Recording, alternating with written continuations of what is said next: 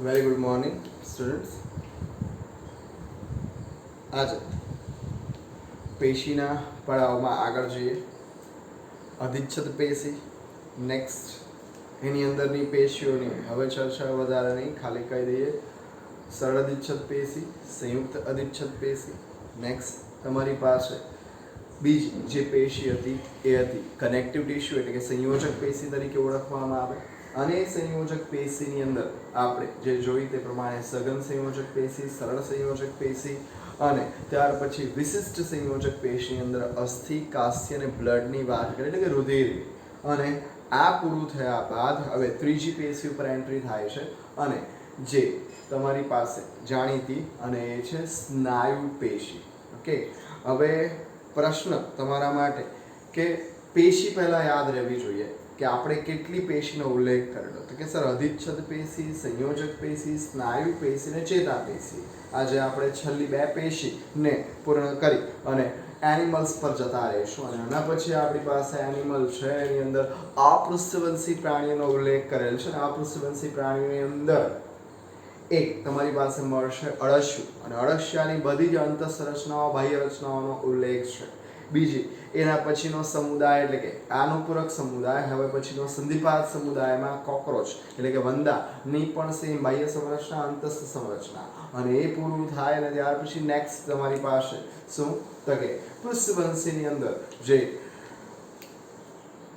First time જમીન અને પાણી બંને સાથે સંકળાયેલી એવી સંરચના અથવા તો ઉભયજીવી સમુદાય ઉપર આપણે ચર્ચા સ્ટાર્ટ કરીશું. અને એ ત્રણ એનિમલની બધી જ અંતઃસંરચનાઓ અને બાહ્ય સંરચનાઓને પૂર્ણ કરશું એટલે આપણી પાસે ચેપ્ટરનો અંત આવી જશે. આ કમ્પ્લીટ જે પણ એનિમલ છે, એનિમલની અંદર તમારી પાસે પાચન તંત્ર, શ્વસન તંત્ર, રુધિરાભિસરણ તંત્ર, જો કંકાલ તંત્ર હોય તો કંકાલ તંત્ર, ઉત્સર્જન તંત્ર, પ્રજનન તંત્ર, આટલા 6 થી 7 સિસ્ટમની અવેબિલિટી છે.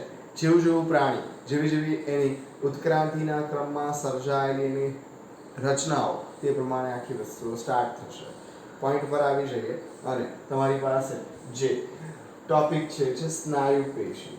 તમારી પાસે સ્નાયુ પેશીનો સંદર્ભ તમને હોવો જોઈએ કે જેવા ઉચ્ચ કક્ષાના સજીવો તરફ આપણે જતા ગયા તેમ તેમ આપણી પાસે આ પેશીનું નોલેજ વધતું જશે. આ સ્નાયુ પેશી એ હલનચલન અને પ્રજનનના કાર્ય સાથે સંકળાયેલ છે. હવે બેનો ડિફરન્સ પહેલાં તો જોઈએ કે હલનચલન અને પ્રચલન એટલે શું, તો કે તમે સ્થાન ફેર ન કરો અને એક જ જગ્યાએ રહી અને આવી મોમેન્ટ કરો, આ જે પ્રોસેસ કહેવાય એને કહેવામાં આવશે હલનચલન. પણ તમે સ્થાન ફેર કરો, એક જગ્યાએથી બીજી જગ્યાએ આ રીતે મૂવ થાવ, તો આ બાબતને કહેવામાં આવશે પ્રચલન. સ્થાન ફેર કરવો તે, અને હલનચલનની અંદર સ્થાન ફેર થતો નથી. પણ જોવા જેવી વાત એ છે કે હલનચલન થકી જ પ્રચલન શક્ય બને છે. આ વસ્તુ યાદ રાખજો, હલનચલન થકી પ્રચલન શક્ય બને, અધરવાઇઝ તમે નહીં કરી શકશો. અને એ બધી ઘટનાઓ માટે તમારી સાથે સંકળાયેલી છે આ પેશી. અને એ પહેલા આપણે એક ચોક્કસ પ્રકારની વિશિષ્ટ સંયોજક પેશી ભણી ગયા છે, કાસ્થિ અને અસ્થિ. અને એ અસ્થિની ઉપર તમારી પાસે મસલ્સનું આવરણ છે અને એ જબરદસ્ત સ્નાયુની આવરણને કારણે આપણે આ વસ્તુને ઇઝીલી નિહાળી શકીએ છીએ કે કઈ રીતે એનું આયોજન થયેલું છે તે એક્સપ્લેન કરીએ. તો દરેક સ્નાયુ, હવે આના માટે તમારે ડિયર થોડું ઘણું નોનવેજ સાથેના રિલેશનને ધ્યાન રાખવા પડશે. એનો મતલબ એવું નથી કે તમારે એનો ઉપભોગ કરવાનો ના, પણ તમે જોયા હશે KFCની એડ કે એવું કંઈ જોયું હશે, એને તમે જોશો તો એ જે મસલ્સ બતાવે છે ને રેસા રેસા જેવી રચનાઓ જોવાની મળે. એવું કહેવાય કે એકતા મહાન શક્તિ. તો બહુ બધા નાના નાના રેસાઓ ભેગા મળીને એક જટિલ સ્ટ્રક્ચર બનાવે અને તે આપણા મસલ્સ તરીકે ઓળખવામાં આવશે. એની અંદર લાંબા તાંતણા જેવા અને હરોળમાં ગોઠવાયેલા, સીધા હરોળમાં ગોઠવાયેલા એકી સાથે આખો બંચ બની જાય. તમે વાળના સંદર્ભમાં લેવો તો એક વાળ ઇઝીલી તૂટી જશે, પણ આખો વાળનો બંચ લો તો એની મજબૂતાઈ ઓટોમેટિકલી વધી જશે. એક બેઝિક ઉદાહરણ. તો આપણા પણ આ જે મસલ્સ છે, મસલ્સની અંતઃસંરચના બહુ બધા તાંતણા અને એટલા સરસ રીતે ગોઠવાયેલા છે કે એક પ્રકારની વિશિષ્ટ મજબૂતાઈ પ્રદાન કરે, તમને તાકાત આપે અને હલનચલન શક્ય બનાવે, પ્રચલન શક્ય બનાવે. સ્નાયુના બંધારણમાં મોટે ભાગે જે હું બોલી ગયો તે પ્રમાણે સૂક્ષ્મ સ્નાયુ તંતુકો, તંતુ નહીં તંતુકો એટલે કે તંતુઓથી પણ નાની સંરચનાનો ઉલ્લેખ કરેલ છે. બીજી વાત, તમારા બ્રેન તરફથી એટલે કે ચેતા તરફથી મળેલી ઉત્તેજનાઓ ના પરિણામ સ્વરૂપ એની અંદર સંકોચન ને શિથિલન અથવા વિકોચન તમે કહી શકો. આ જે મોમેન્ટ છે એ તમે ધારો તે પ્રમાણે કરી શકો. ઓકે, એ આપણી ઈચ્છા મુજબ છે એટલે એના પ્રકાર પર તેની અંદરનું લખાણ છે સર્વટોરે બાબત કે આ સંકોચન અને શિથિલનની ક્રિયાશીલતા પણ દર્શાવે છે. સ્નાયુ પેશીની ક્રિયાથી શરીર એઝ યુઝ્યુઅલ કાર્ય કીધેલા છે. વાતાવરણમાં થતા ફેરફાર અનુસાર આપણે જે સ્થાન ફેર કરીએ અથવા બચવાનો પ્રયત્ન કરીએ એ પ્રમાણે હલનચલન કરીએ છીએ. શરીરના અંગોની સ્થિતિને જાળવી રાખે છે. તમારા દૈહિક પરિસ્થિતિની અંદરની વાત કરીએ તો તમારા દેહની અંદર રહેલી જે પણ શું કે પરિસ્થિતિઓ છે એ તમે ઓટોમેટિકલી એડજસ્ટ કરી શકશો. આ મસલ્સ એક પ્રકારના પ્રોટેક્શનનું કાર્ય કરે એ જે છે એના પ્રકાર પર ઓટોમેટિક તમને એની સમજ આવતી જશે. પહેલા લઈ લઈએ કે હલનચલનમાં બધા જ સ્નાયુની ભૂમિકા છે. એવું નથી કે કોઈ કે મારા થકી જ હલનચલન પ્રચલન થાય છે. સોરી, કમ્પ્લીટ બધા જ મસલ્સ ભેગા મળી અને આ કાર્ય પૂર્ણ કરે છે. હવે થોડા ડીપમાં છે એટલે એના પ્રકાર પર, અને પ્રકાર પાછા મજાના છે.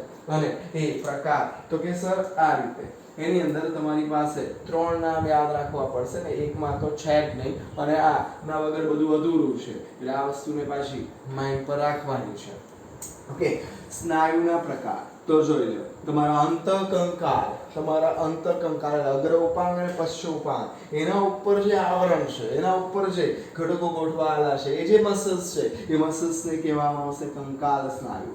અથવા એની અંતઃસંરચનાને કારણે એની જે ચોક્કસ પ્રકારની અંતઃસંરચના પટ્ટીઓ વાળી છે અને એને આધારે એને કહેવામાં આવશે રેખિત સ્નાયુ. અથવા એની જે વર્તણૂક છે એ વર્તણૂક એ આપણી ઈચ્છા મુજબ કામ કરે છે. હું ઈચ્છું તે જ પ્રમાણે એને ટર્ન કરાવી શકું, ઈચ્છું તે પ્રમાણે ફરી પાછળ રિલીઝ કરાવી શકું, એને ઉપર લઈ શકું, નીચે લઈ શકું. એ મારી ઈચ્છા ઉપર કામ કરે છે, મારી ઈચ્છા અનુસાર વર્તે છે એટલે એ લોકોને કહેવામાં આવશે ઐચ્છિક સ્નાયુ. અને બીજા જોજો તો એના બંધારણને આધારે અને એ કઈ જગ્યાએ અરેન્જ થયેલા છે તે હું આની અંદર એક વસ્તુ એડ કરીશ. આ તો એના બંધારણને કારણે લોકો સરળ સ્નાયુ લખે છે પણ એકચ્યુઅલ એ આપણા ચોક્કસ પ્રકારના અંતસ્થ અંગો એટલે કે સર જઠર છે, મૂત્રાશય છે, ગર્ભાશય છે, જે સંકોચન પામી શકે એવા જે અંગો છે એ અંગોની અંતઃસંરચનામાં પણ એ જોવાના મળે એટલે એ લોકોને કોષ્ઠાંત્ર શરીરની અંદર જે પણ અંતસ્થ અંગો છે એ અંતસ્થ અંગોના સંકોચન શિથિલન અથવા એમના બંધારણ સાથે સંકળાયેલા એના એકદમ રચનાઓ બહુ સહેલી છે. એ પટ્ટા જેવી રચનાઓ છે એટલે એને કીધા છે સરળ સ્નાયુ. અને એ જ વસ્તુને ફરી પાછી લે છે કે સર એની અંદર આવી જે પટ્ટીઓ વાળી રચના છે જોવા નહીં મળશે અને એકદમ ટાંકણા જેવા ત્રાકાકાર એકબીજા ઉપર અરેન્જ થયેલા હોય એવા એટલે એને કીધા છે અરેખિત સ્નાયુ. અને એ આપણી ઈચ્છા મુજબ કામ કરતા નથી. તમે ચાહો કે ન ચાહો જઠર દ્વારા થતા પાચનની પ્રક્રિયામાં શબ્દ બોલીએ છીએ જઠરમાં વલો આવવું તે, ખોરાકનો વલો આવવું તે, ખોરાકનું આગળ ખસવું તે, તમે તમારી ઈચ્છા મુજબ એને કાર્ય કરાવી શકતા નથી. એટલે એ બધા જે ઘટકો અથવા એ જે મસલ્સ જે ખરા એ આપણી ઈચ્છા મુજબ કામ કરતા નથી તો એને કહેવામાં આવશે અનૈચ્છિક સ્નાયુ. આટલી રચનાઓ બાદ જે મેઇન છે એ છે હૃદ સ્નાયુ. એ વિશેષ છે. આ બે મસલ્સ તો કદાચ થાકી પણ જાય, શ્રમિત પણ થઈ જાય, પરંતુ હૃદ સ્નાયુ એક એવી વિશિષ્ટ રચના છે એ તમારા જન્મ પહેલાથી માતાના ગર્ભાશયની જ્યારે આપણે સ્થાન પામ્યું હતું ત્યારથી ધબકે છે તે જીવનના છેલ્લા ક્રમ સુધી ધબકતું રહેશે. અને એની જે મોમેન્ટ છે ખરી જબરદસ્ત મોમેન્ટ, આપણે નાનપણથી ધક એવો વર્ડ સાંભળીએ છીએ તો એ મોમેન્ટની વાત કરે હૃદ સ્નાયુનો પણ ઉલ્લેખ અહીં કરેલ છે. હવે આપણે વન બાય વન શું તો કે આ 3 આકૃતિઓ સાથે અને એના લખાણ તરફ જઈએ અને તમને એ વસ્તુની માહિતી આપીએ. સ્ટુડન્ટ્સ, આ કંકાલ સ્નાયુ, સરળ સ્નાયુ, હૃદ સ્નાયુ જરા નામમાં સમજણ મેળવી લો અને પછી કોઈ માથાકૂટ નહીં રહે. મોટે ભાગે અગ્ર ઉપાંગ અને પશ્ચ ઉપાંગ જેવા કંકાલ સાથે સંકળાયેલા હોય એવા કીધું છે મેં તમને. એના બંધારણ એવા છે કે જેની અંદર રેખાઓ પટ્ટાઓ જેવી રચનાઓ જોવાની મળશે અને આપણી ઈચ્છા પ્રમાણે વર્ક કરે છે. એને કહેવામાં આવશે ઐચ્છિક સ્નાયુ. બીજા ઉપર તમને લઈ જાઓ કે સરળ સ્નાયુનું બંધારણ એવું છે, ચોક્કસ પ્રકારના શંકુ આકારના અથવા ત્રાકાકાર તાતણા જેવી રચનાઓ છે અને એ લોકો કમ્પ્લીટલી એકબીજા સાથે ગુથાઈને વિશિષ્ટ પ્રકારની સંયોજક પેશીથી કવર થઈ અને શું કે આપણી ઈચ્છા મુજબ લોકો વર્ક કરતા નથી એટલે એ લોકોને કહીશું અનૈચ્છિક. આપણી ઈચ્છા મુજબ કામ કરે એટલે આપણે એને કહીશું ઐચ્છિક. આ બે મેઇન ઘટકો. અને હૃદ સ્નાયુ આખી અલગ વસ્તુ છે જેને આપણે ઉલ્લેખનીય રીતે લઈએ છીએ પણ એ આના બંધારણથી માંડીને દરેકે દરેક રીતે કાર્યથી દ્રષ્ટિએ પણ જોવા જઈએ તો બહુ મોટો ફેરફાર છે. એટલા માટે આ તમને દોરીને તૈયાર રાખ્યા છે તો ચોક્કસ પ્રકારે અહીંયા જરા જોજો. હાથ અને પગના સ્નાયુ KFC ની વાત કરીએ તો એ સ્નાયુની બંધારણીય રચના જોઈએ તો અંદર બહુ બધા મોટા તાંતણા છે તો એને કહેવામાં આવશે સ્નાયુ તંતુઓ.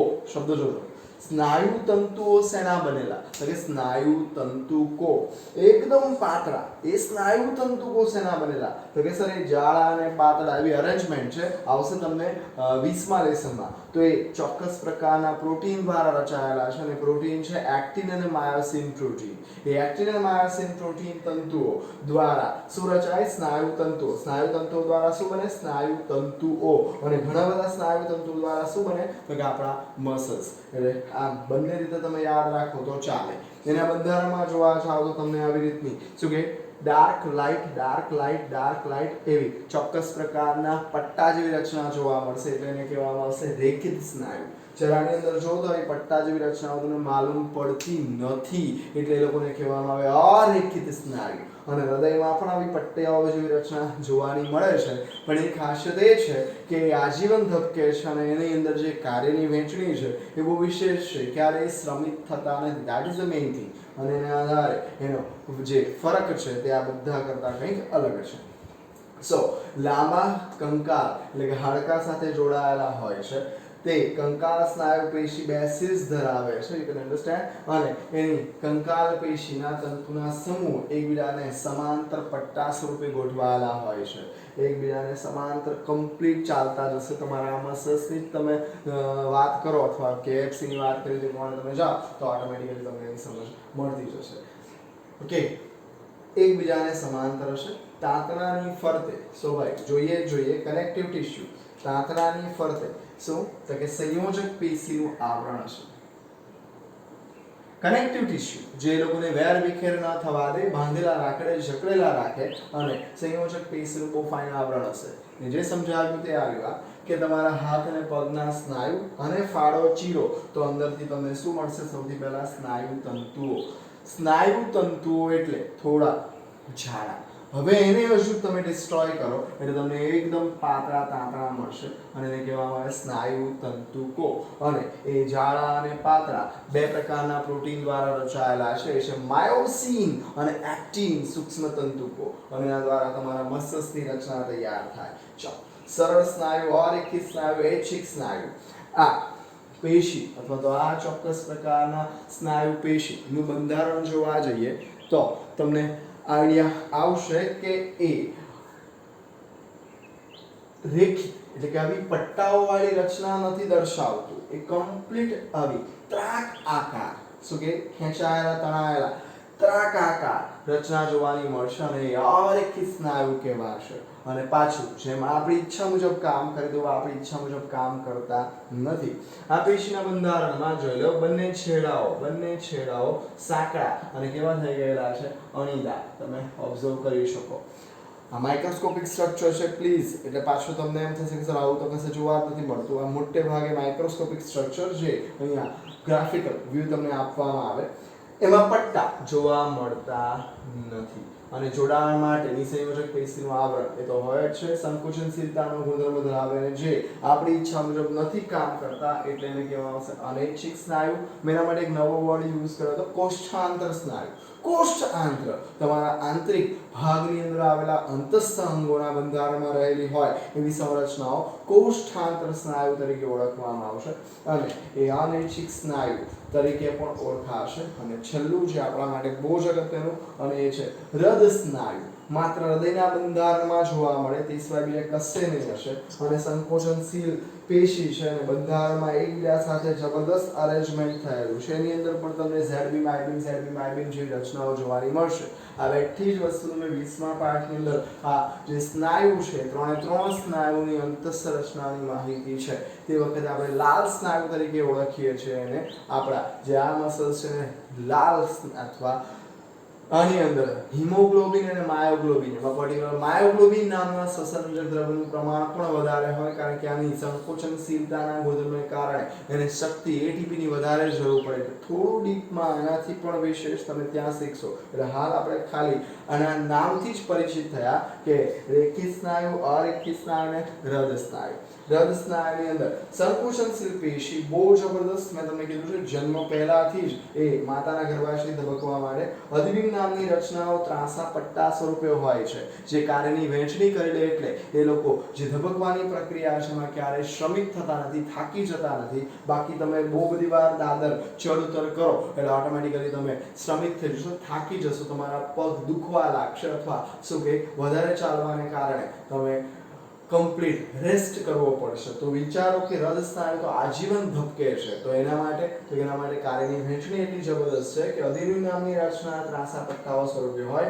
એક કોષ ઉત્તેજના પ્રાપ્ત કરે તો બીજા કોષને ધીમે ધીમે ઉત્તેજના શિફ્ટ કરે જેને કારણે એકને થોડી વાર માટે રિલેક્સ મળે અને ઓટોમેટિકલી તમારું આ જે સંકોચનશીલતાના ગુણધર્મ માટે જે પણ જવાબદાર છે એ બધા જ કોષો જે છે એ આપણી સ્નાયુ પેશી અને સ્નાયુ પેશીની અંદર તમે જોઈ રહ્યા અને એ છે રેખિત સ્નાયુ, અરેખિત સ્નાયુ અને હૃદ સ્નાયુ.